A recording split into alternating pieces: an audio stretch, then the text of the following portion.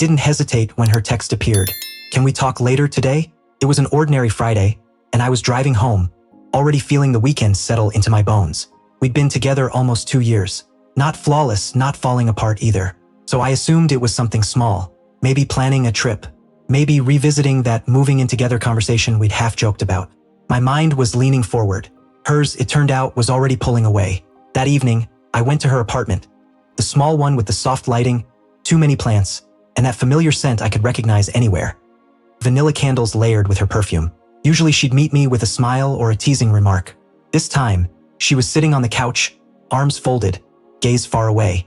I sat across from her, and the quiet between us felt heavier than the walls. Then she spoke. "I've been thinking.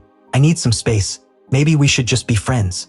Her voice was steady. "No cracks, no nerves." She sounded like someone who had already lived through this moment and finished mourning it before I even showed up.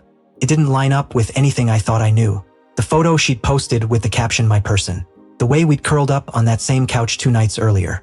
The plans, the future talk. None of it made sense.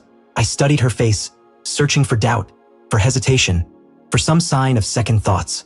There was nothing, just calm. So I did the one thing she wasn't expecting. I smiled. Not sarcastically, not defensively, just acceptance. "Okay," I said. That single word landed harder than any argument ever could.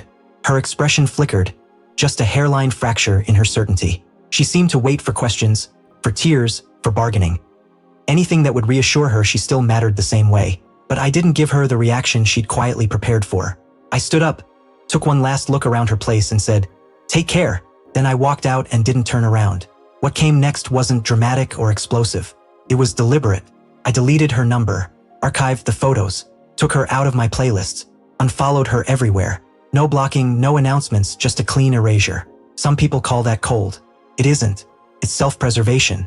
That night, I sat alone in the dark of my apartment, letting the silence settle in. It hurt more than I wanted to admit, but I didn't reach out. Not once. Days became weeks. Weeks slid into a month. Then her message came. "Hey, just checking in. Hope you're doing okay." I read it, closed my phone and set it down. 3 hours later, I miss our talks. She wasn't checking on me. She was checking her access. I didn't respond. 6 weeks after the breakup, a mutual friend invited me to a small get-together. I almost declined, but something told me to go. She was there. The moment I walked in, I saw it on her face. Surprise, maybe even discomfort. I looked healthier, lighter, more grounded.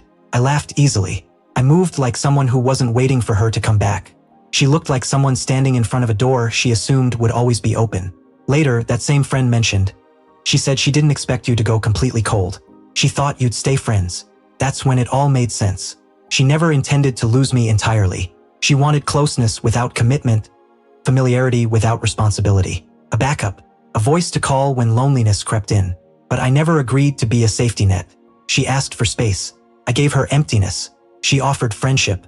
I became absence. Now, more than a year later, I've grown in ways I never anticipated. I traveled on my own, revived habits I'd let fade, reconnected with people I'd neglected, built a life that doesn't revolve around someone else's uncertainty.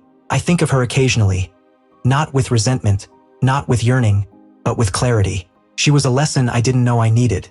Sometimes the strongest response isn't confrontation, it's disappearance. She said, "I need space.